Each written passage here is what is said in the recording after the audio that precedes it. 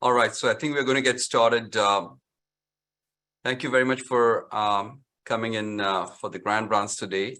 We have a very exciting session in store, and I'm just going to go ahead and share my slides so as to be able to provide you information about the Grand Rounds, where they will be housed. So obviously we have the YouTube channel on the Grand Rounds for the cardiology division, where you will be able to take and hear the recorded version.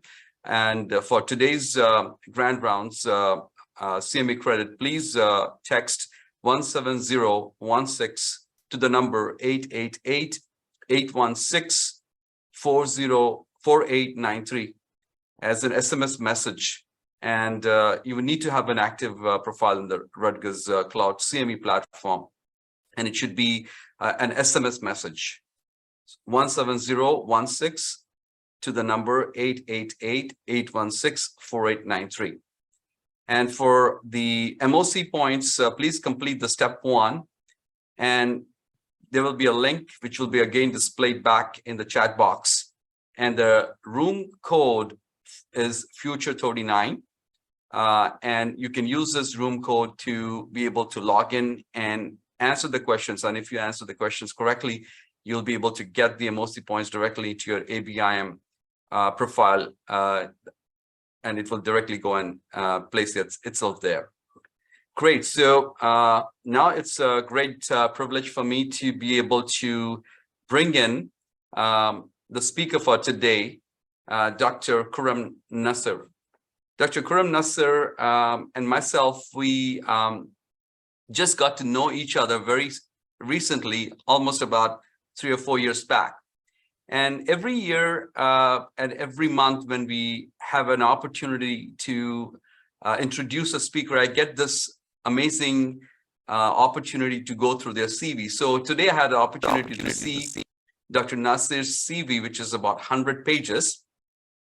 And I specifically wanted to highlight a few important points from his CV. First of all, thank you very much, Khurram, for joining. And your CV is probably will be of great interest to our cardiology faculty and fellows. Particularly, it's amazing to see some of the profound achievements that he has been able to do in a very short period of time. So Dr. Nasser is the Division Chief of Cardiovascular Prevention and Wellness at Houston Methodist DeBakey Heart and Vascular Center. He's the director of the Center for Computational Health and Precision Health. He's professor of medicine at Weill Cornell Medical College, professor of cardiology at Houston Methodist Academic Institute, and Gerald B. Katz investigator at the Academy of Translational Research. In order to better understand his journey, I decided to do a small experiment. I decided to go and explore his profile in Scopus. And here it goes to see that one of the most specific and very important aspect of his CV is his track record in publication. He has over 700 peer-reviewed publications. And if you see his journey, he came from Pakistan, and followed an MPH at Johns Hopkins University. And this was somewhere right here where his journey started in this country. So you can see the scope is really tracking his research journey. He completed his internal medicine. So he did not go into the formal internal medicine program because he spent a considerable amount of time going back and forth between medicine, radiology, and research in the early career of his stay in the US. He completed his internal medicine residency at Boston and a cardiology fellowship in somewhere in 2012. But I wanted to just point out that while he was going through this internal medicine residency research and his fellowship, he was consistently publishing at a rate of about 25 to 30 papers per year, publications per year. And once he got into his faculty track, that was in 2012, where he went into as an assistant professor of cardiology at Yale. He jumped up in his publication and went up 50 plus, and he maintained that for about 4 or 5 or 6 years. And the next jump came up when he became a professor. So I think he's one of those only few people in cardiology that I know of who within a time frame of 8 years accelerated himself from an assistant professor to full professorship. And once he did that, he's publishing in the last 3 years. I think he had 250 publications in the last 3 years itself. And he has all, I just want to bring home to everyone his enormous enthusiasm, appetite, passion, and persistence in research, which is very visible. And he's one of those persons who has been extremely prolific and is in fact an iconic figure in medicine right now for his work in prevention and coronary atherosclerosis, cardiac imaging. He also had completed his NIH D32 fellowship in cardiac imaging at Mass General Hospital, and also earned a master's degree in health economics and a policy management from the London School of Economics and Political Science. I can keep on going on and on. He has contributed to health disparities. He has built health system prevention wellness program in Baptist Health, Florida. He's supported by NIH and industry funding. And in addition to that, he serves as associate editor for Circulation Quality Care and Outcomes and editorial board members of several important journals in cardiology.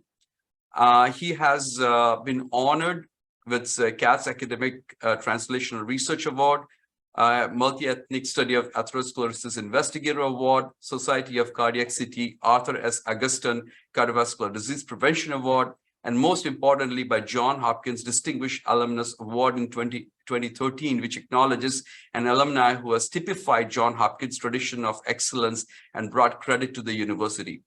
So today it's been a great honor, Dr. Nasir, for us to have you. And I'm hoping that this should serve as an inspiration to the young faculty and the fellows of what is meant by enthusiasm and persistence in research. And we're really honored to have you for our Grand Rounds today. Dr. Nasir. Wow, Partha, this is amazing. And, I wish my mom would hear this. Really, truly honored for your very kind introduction. And I hope that some of the work that I'm going to present can hopefully inspire and, more importantly, create opportunities for collaboration. First of all, again, thank you so much for the invitation to share the thoughts. We have our combined journey, most of us here as cardiologists, in trying to understand the very basic and genesis of complications like MI and stroke with atherosclerotic cardiovascular disease. Today, I'll give you it from a lens. What about absence of atherosclerosis, or I would say meaningful atherosclerosis, the phenomena now generally termed the power of zero, and how it had shaped the past, present, and more importantly, I hope with your feedback, potentially influence the future of cardiovascular prediction and management. But for that to happen, I would like to take a liberty with a slight detour from the main topic, if you may, to lay the stage and the lens from where we should review these complex topics. So I'm sure many of you here on Zoom will recognize this legendary figure. This is Willie Sutton, born on the other side of the river in Brooklyn as one of the most famous American bank robber. He had an illustrious 40-year career, and he stole more than $2 million, accounting for inflation now more than 50 million, arrested a number of times and escaped from prison about 6 times. The last time when in 1947, he made a spectacular escape from a county jail near Philly using 1 rail pistol, 1 dummy wood pistol, and guard uniforms. Truly fascinating.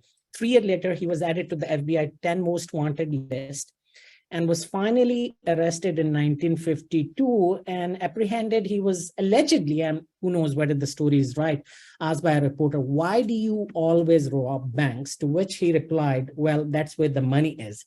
I'm not really sure in 2023 he would say the same thing with all the banking system being collapsed, where I don't think so the money is, but that's aside. Now let's move to another completely different personality, another William Dobb, again from Brooklyn.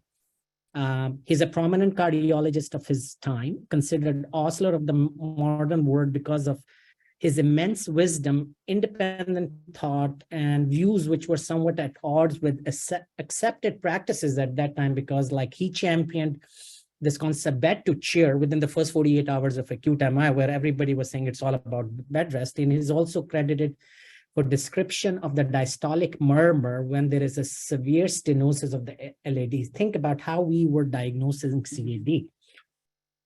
Now, however, and I think his biggest contribution, apart from all of what he has done, was when he inadvertently paved path for a critical concept for our medical community that we can all learn.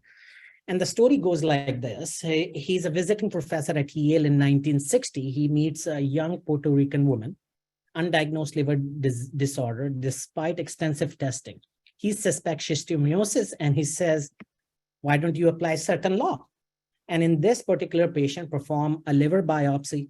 The biopsy confirmed the OA and the diagnosis. Now, this would have been the end of the story, except there were two Yale physicians on the teaching round. Robert Peters, who ended up chair of WashU and then the president of Brigham Women Hospital, and Paul Beeson, the legendary chair at Yale, who came from Emory. And both were working on a phenomena called fever of unknown origin, which has baffled the whole medical profession by then. And a year later, they published their paper on 100 cases of fever for unexplained origin. And if you go through the paper, in a footnote, they recount certain law and said, we are indebted to Dr. William Dobb for the term certain law. It recommends proceeding immediately to the diagnostic test more likely to provide the diagnosis, and deplores the tendency to carry out routine examination in a sequential conventional model. Now, to put things into perspective, I guess it reminds all of us that when there is high uncertainty, why waste time looking in obscure places? Instead, why not take the path of least resistance and most likely that getting to the source? I think a lesson that somehow has gotten lost in our medical community and probably needs another reminder. I feel this framework has significant relevance as we speak and deliberate best strategy of whatever we do in cardiology. But I say more so in prevention, where the foundation of our management depends upon two very important but yet simple questions. Who is at risk and what is your risk among those who have not yet been declared with established cardiovascular disease? Because yes, somebody with an established MI, there is little debate about potentially some homogeneous risk above a certain level, and hence clear degree of benefit that would come with intense management. But at the same time, if we extrapolate the same strategy to those without established cardiovascular disease, it becomes challenging because the risk is very heterogeneous. We're dealing with a very large population.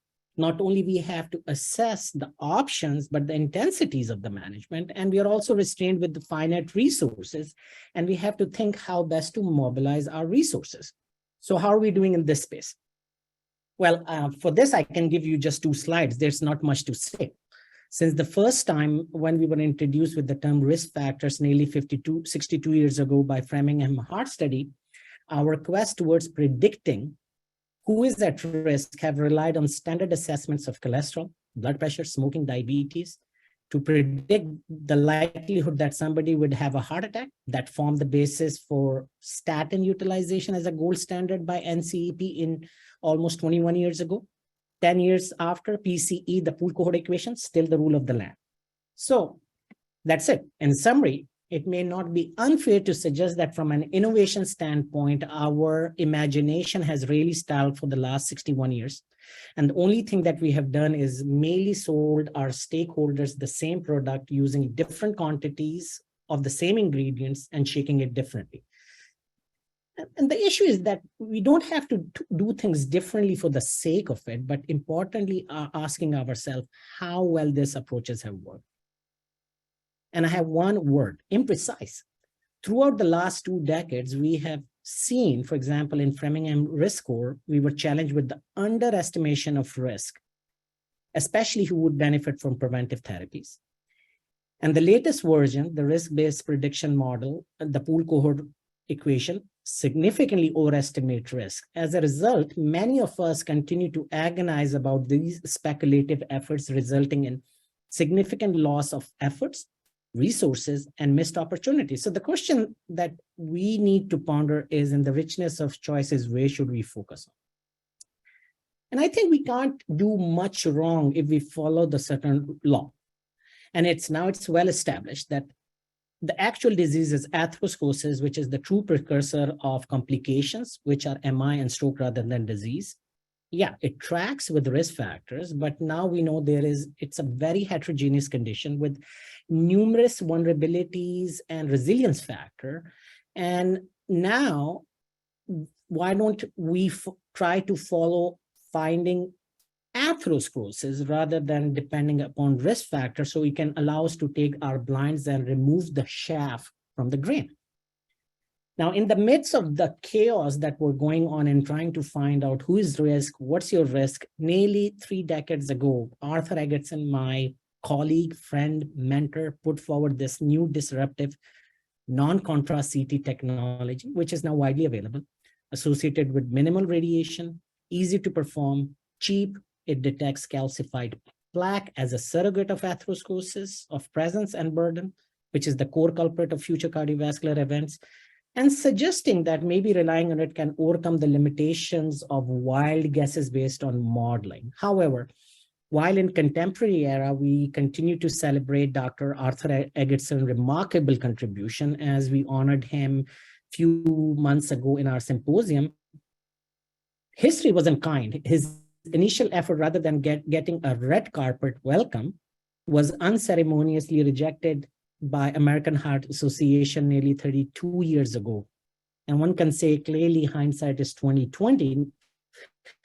So now, coming back to why we think that calcium testing may be the best option available, and we can have a whole hour discussion on that, but let me summarize that to you.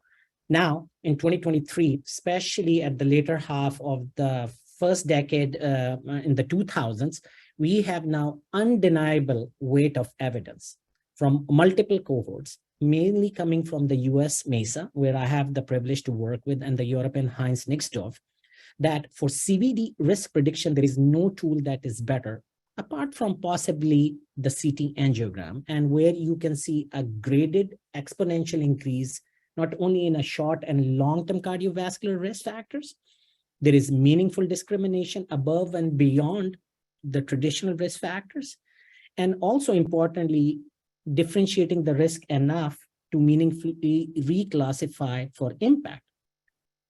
Now, more importantly, a feature which will be the main emphasis of today's talk is a truly that distinct from other risk prediction options is the novel concept of power of zero, which, by the way, we just came up in 2009 as residents while doing these papers, suggesting that, we can do better by reducing the noise by focusing on absence of disease, who are afforded with such low risk that most of these individuals can avoid downstream expensive testing, and promoting that idea in 2008 and 9 for the first time on the flexibility of preventive therapeutics. Now, I can tell you the journey, it was rejected immediately by all major journals. I was advised by a luminary panel at the Northwestern Young Investigator Award program that this is not an idea worthwhile to pursue. Clearly, I didn't win that award.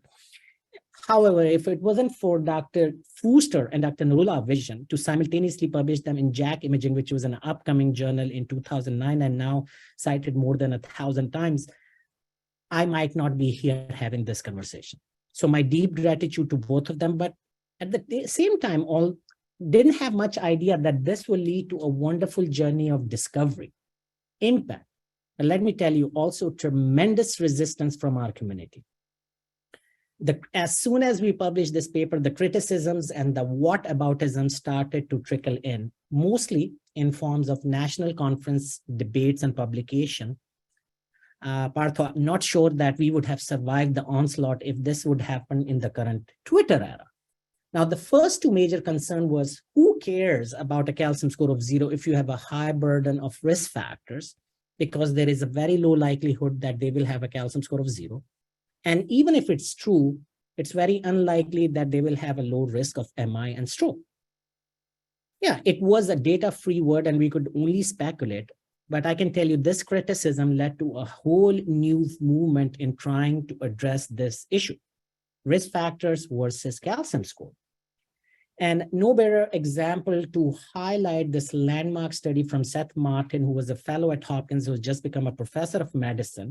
And we asked a simple question: what if an individual has all the worst lipids, high triglycerides, low HDL, and high LDL? How many of them would have a calcium score of 0?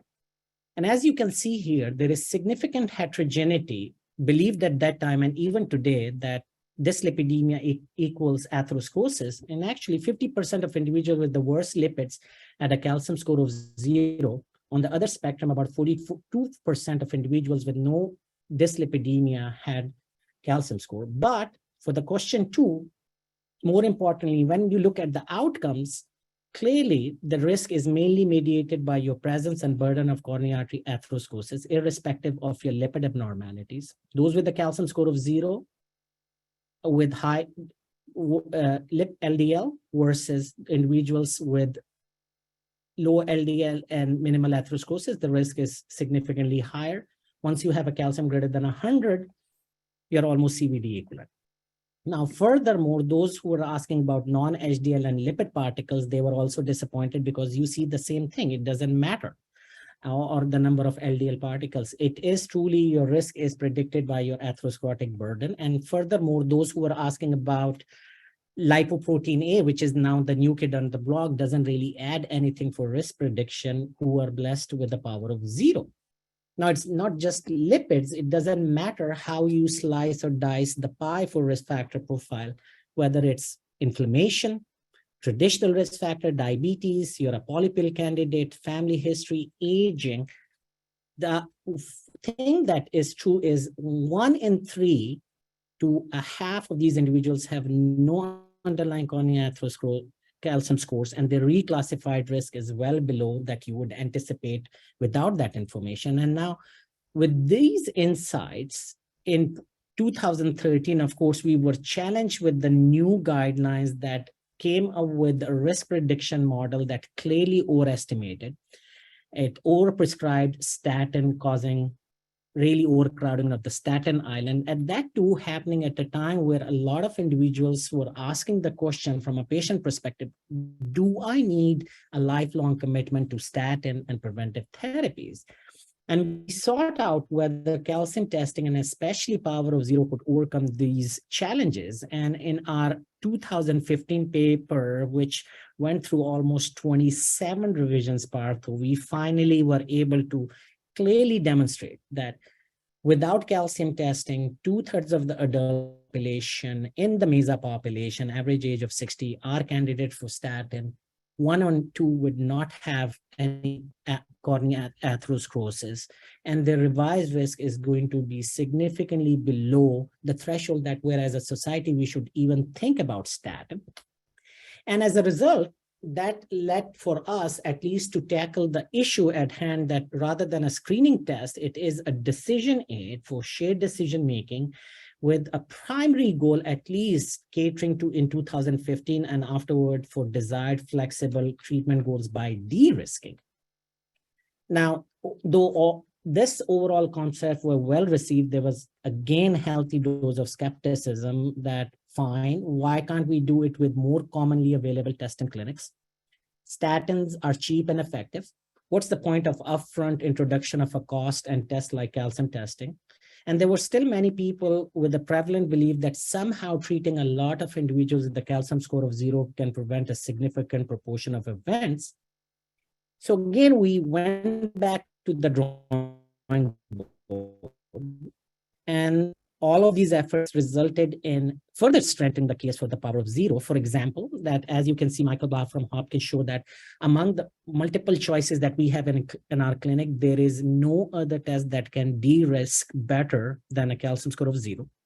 From a societal perspective, It is cost effective to defer treatment on patients. And more importantly, if you're treating with the calcium score of 0, if the cost is less than $200, mostly it's around 150 and even lower than that. And more importantly, Todd Villanis and other groups showed that even in a 12-year follow-up, if you treat a lot of individuals with statin, it's not going to make an effect unless and until you have underlying atherosclerosis, and all you need 11 individuals to treat to prevent one event with the statin. Now, with most of these criticisms addressed, the next piece, if the data is so good, why it's not adopted by the guidelines? And I can tell you this was a really painful blow, and hence Partho, I decided to make a final plea working with Val Fuster with the upcoming guidelines in 2018 and say we cannot hide behind the dogmatic pretext of lack of clinical trials. I think that we had enough data to upgrade the role of calcium testing, not as a screening test, but as a decision tool for those who were already asked to commit to lifelong therapies. And 4 years ago, it was really heartening to see at AHA that updated cholesterol guidelines, management guidelines, acknowledged a lot of work that I just showed you. And for the first time brought into play this new concept of a calcium score of 0. And it was such a delight to see the shift from the role of screening, where they upgraded calcium testing from 2B to 2A, mainly for individuals who were already candidates for statin, but uncertain. And for the first time advocated that even if your risk is high, but if you have a calcium score of 0, you can consider avoid or postpone drug therapy. Now, I want to take a moment here and say, in 10 years, if we are able to look back, I think we may reflect on this, that this was the critical point where as a society, we moved the big ship in the right direction, where we're shifting gears of making management decisions on see disease, treat disease versus the traditional guesstimation approach. Now, furthermore, the concept was well received among thought leaders, and I really attribute to my friend Roger for making the power of 0 hashtag famous during his guidelines presentation at AHA. Donald Lloyd Jones, who's the past AHA president, used things that it's a reasonable justification to avoid delaying medications. The legendary Scott Grundy thinks that without calcium testing, 40% may be treated unnecessarily. Harlan Cromwell's the father for cardiovascular outcome research, suggests this is a test to show if you don't need statins. And Val Fuster being more blunt in his fantastic accent, suggesting forget about statins if the calcium score is 0. Now, Partha, at this stage in 2002, after the 2019 guidelines, feeling reassured the story is done, also on the SCCT procedures, Arthur Eggleston Award for the power of 0, I was truly in the mindset of hanging my boots as far as calcium testing, and then concerned and focusing on more bigger issues, such as looking at the future role of big data and population health, and curating and harmonizing more than 1.3 million individuals with 7 million encounters linked to almost 500,000 ED and hospitalizations and 30,000 MACE events. And how can we make that as an opportunity to look at all of these things, also looking at social determinants of health and how we have completely ignored that, and zip code measures and an individual level of a polysocial risk score can be incorporated, and we can truly identify these individuals to ensure that no one is left behind. And more importantly, the final piece where I think that which is a major issue brewing under the hood, the financial toxicity that's happening from our own medical care that's leading to non-adherence, poor outcomes, and poor quality of life. I would have been talking to you and the rest of the audience more on this, but unfortunately, I'm not going to do that because the calcium story didn't end there. That was really when the power of 0 honeymoon period, in my view, ended. And, the last 3 years, Partho has reminded me of this famous scene from Star Wars. You can see escaping from the Imperial troops, Rebels Leia and Luke Skywalker, Han Solo, Chewbacca, they end up in a huge compactor. They soon see that the two opposite walls are approaching.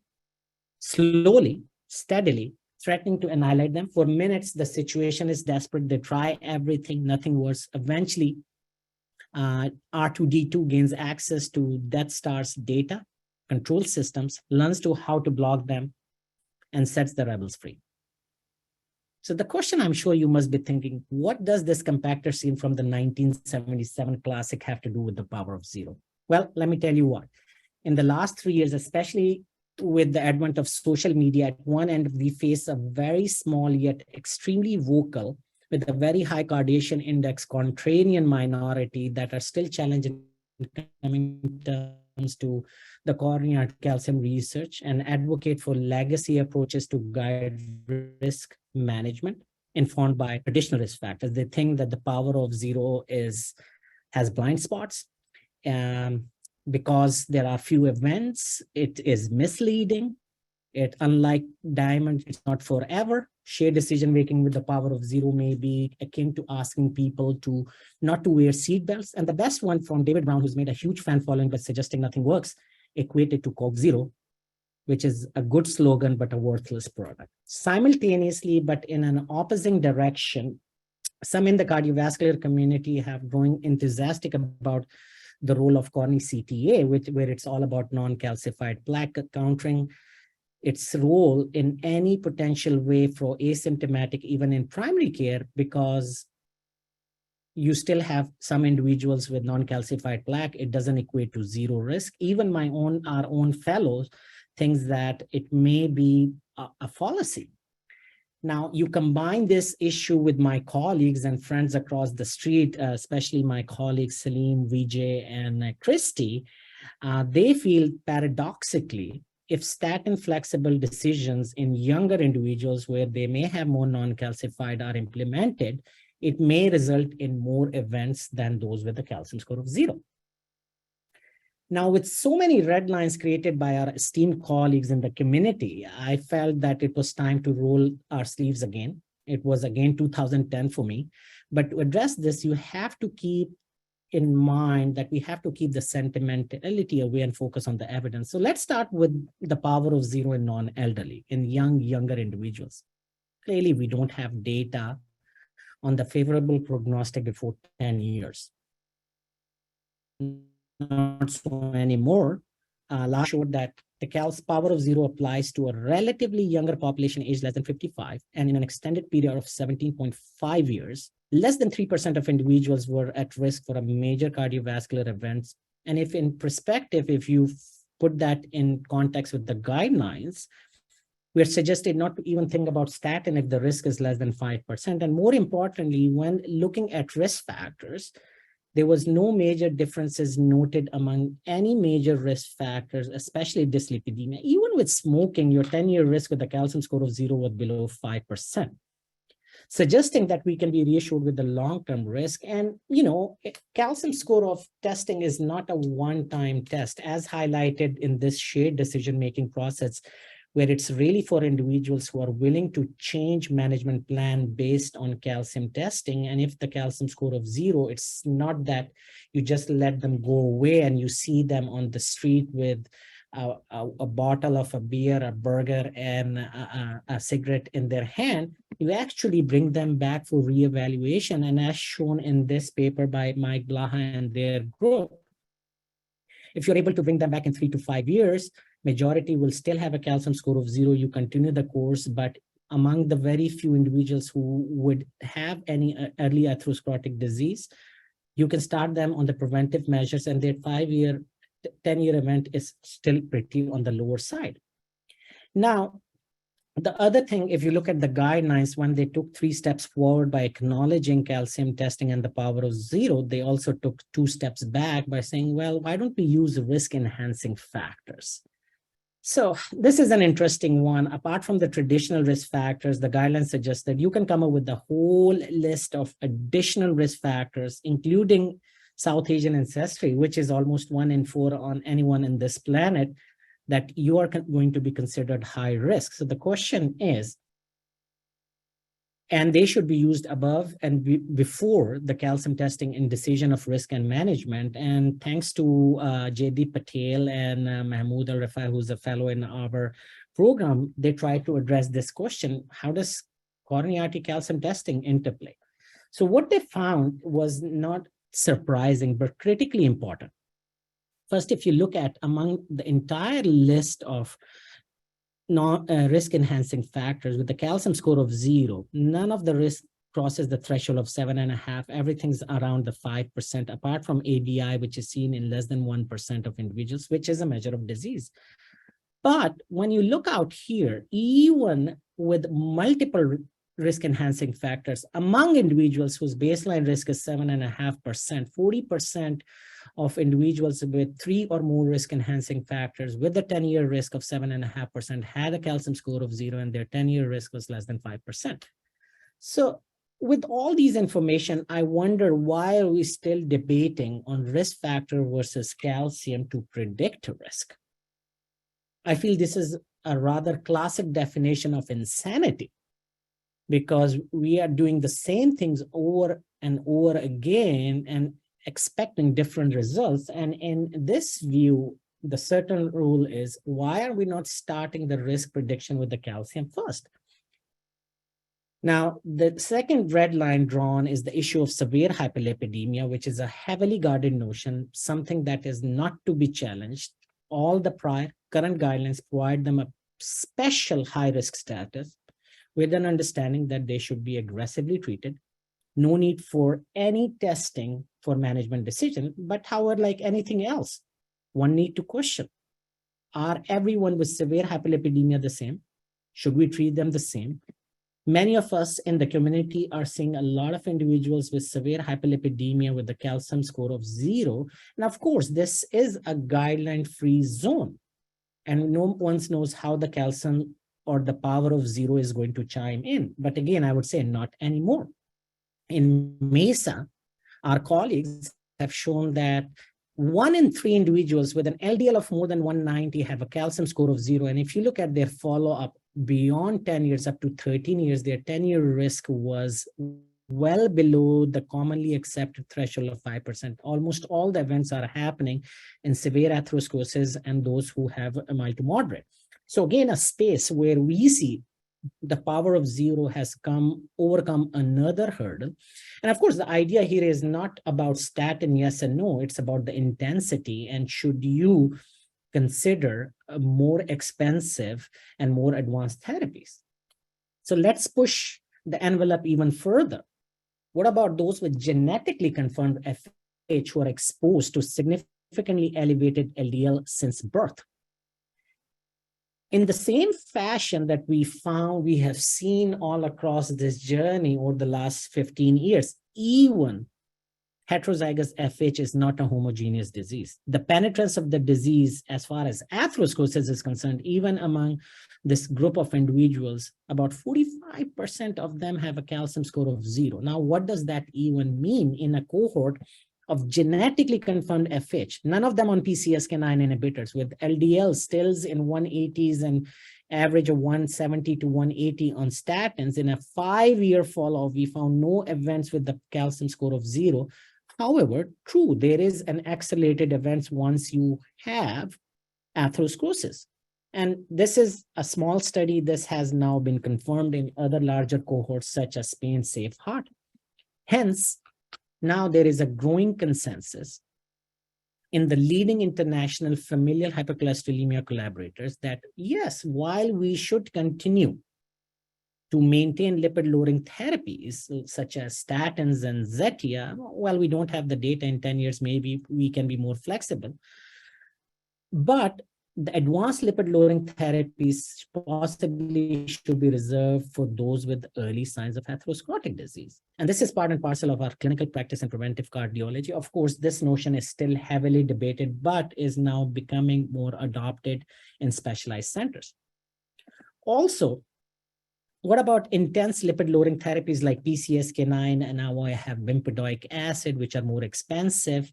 Should we be considering them among these individuals? Now, if you look at our data, which was based on harmonizing 4 multiple cohorts across the nation and outside US, we found that for those with severe hyperlipidemia, it doesn't matter which criteria you use, very broad, restrictive, very high risk, and the details you can see in the paper.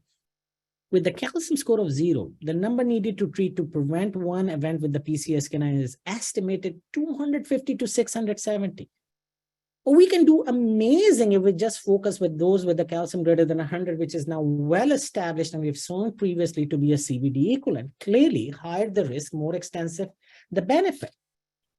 Now, the same thing also applies beyond lipid-lowering therapy, and now we have data to suggest that the calcium greater than 100. So first of all, anybody with a calcium score of 0, avoid these advanced therapies and should mostly be used if you have a calcium greater than 100 seen in about 20 to 25% individuals, and they can be the candidate for aspirin, GLP-1 receptor agonists, icosapent ethyl, and likely to be the group that is going to derive the highest benefit, and they will have minimal value with a calcium score of 0.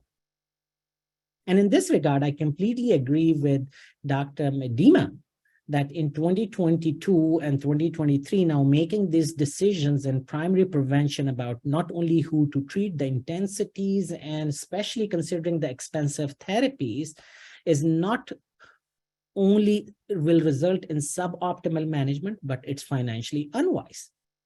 And these lessons also have, I would say, can be scaled in our understanding on how we should be designing the future most optimal randomized controlled trials, because the risk is extremely heterogeneous. We believe that calcium testing, as compared to all the other cutoffs or risk factors, is going to be the most optimal, cost-effective in identifying the patients by only focusing on those with the calcium greater than 100.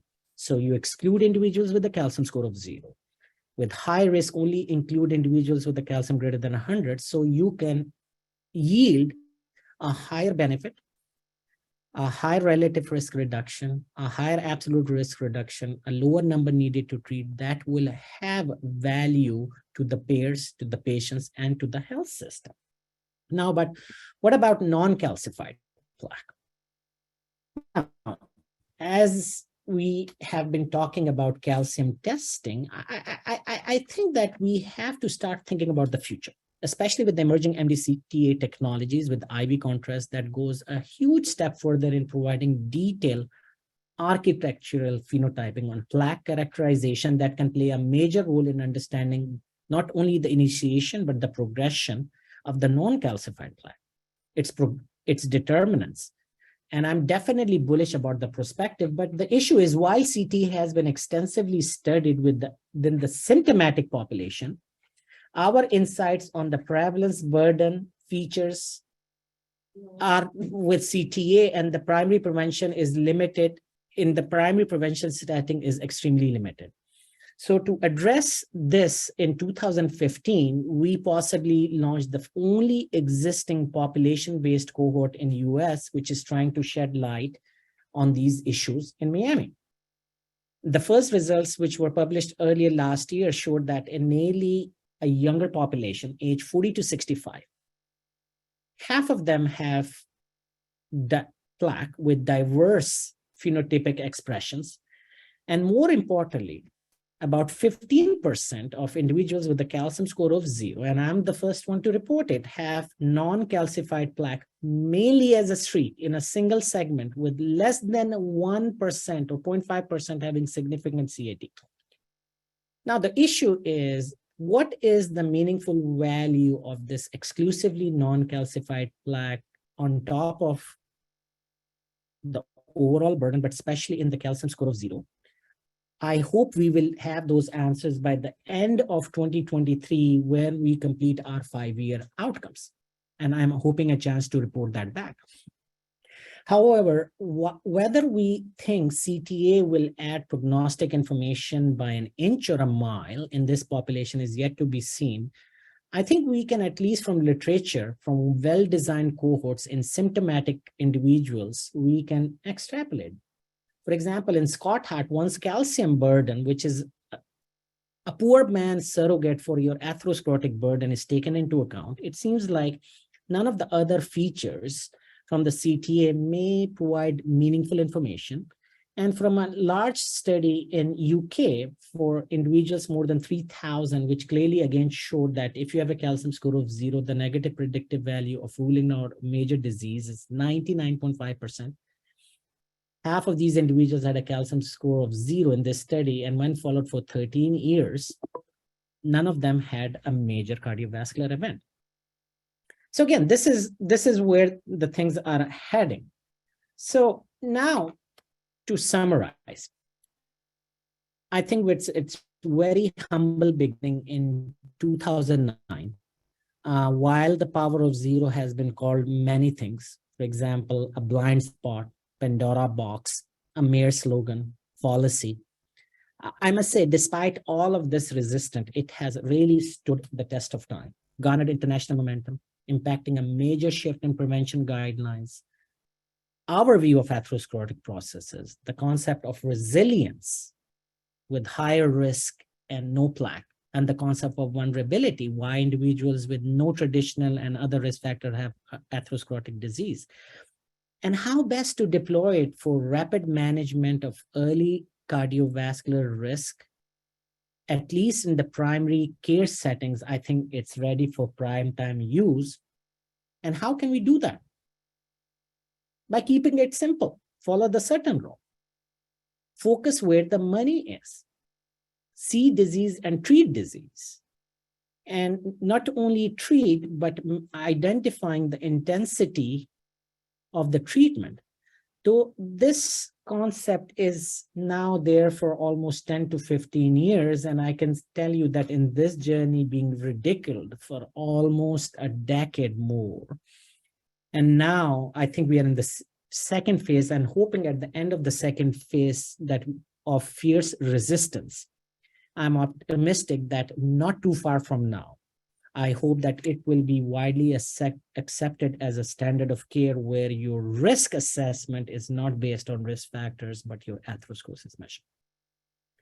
Now, reflecting back, I don't think we would be here if it wouldn't have been for the mostly friendly and at times fierce discord by the skeptics who kept us on our toes. And this is another message for our younger generation, that without discordance, without debate, science will never move forward. And we should always accept skepticism, because those are the views that allow us to see things that we may not be able to acknowledge or assess in our never views.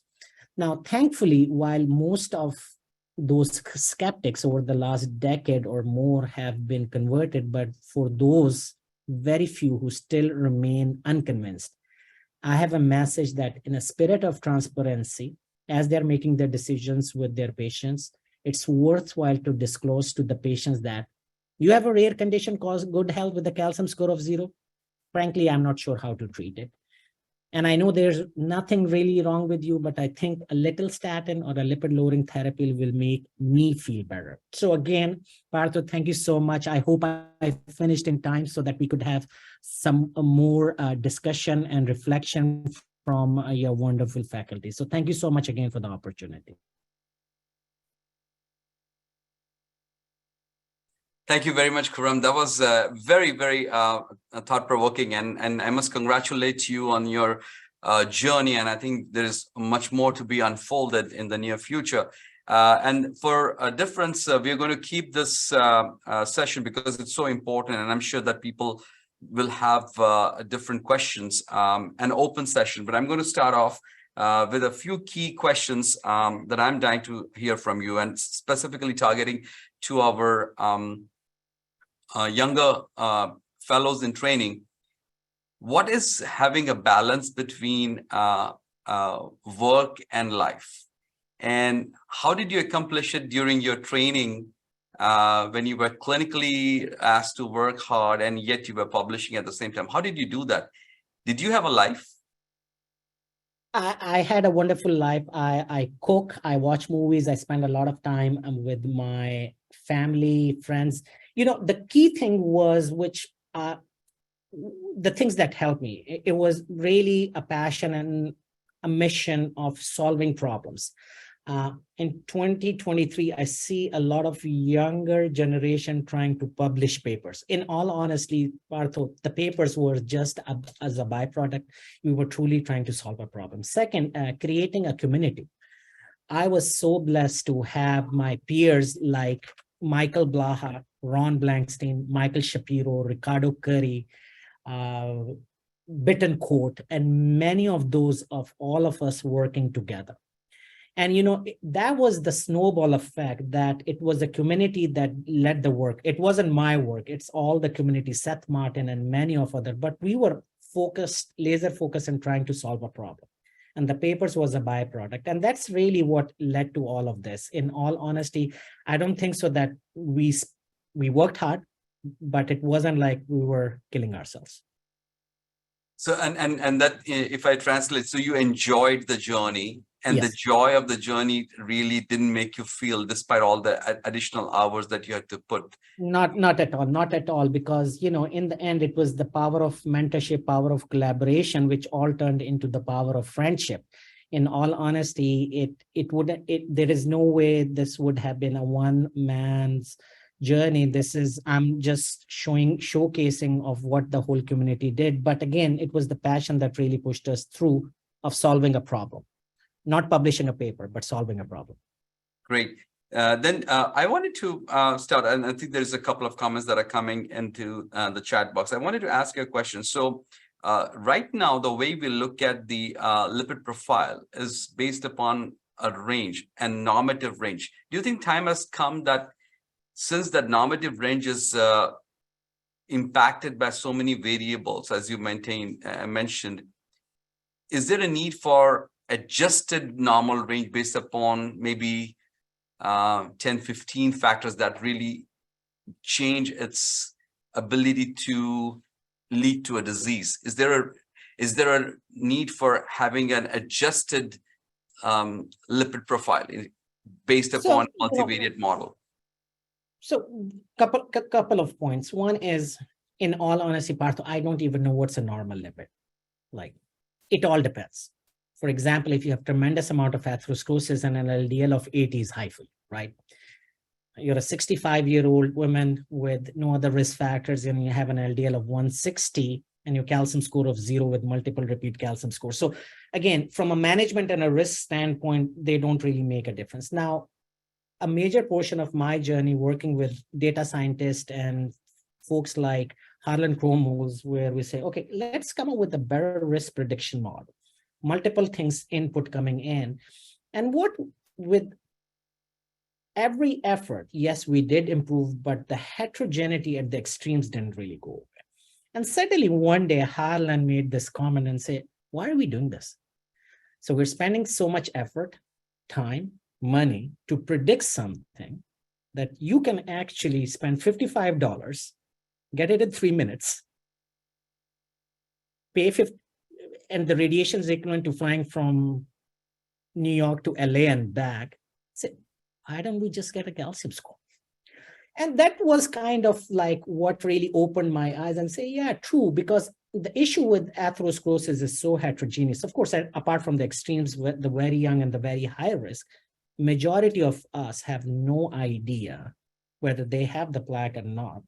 And decision made based on risk factors are going to be imprecise. I'm hoping for a day where, rather than starting the HPI of a 60-year-old man with hyperlipidemia, hypertension, diabetes, who has a calcium score of 0, we can start it. That man has a calcium score of 50 and has hypertension, hyperlipidemia, because that's the order that things need to happen. And it's kind of the same thing what William Dock suggested.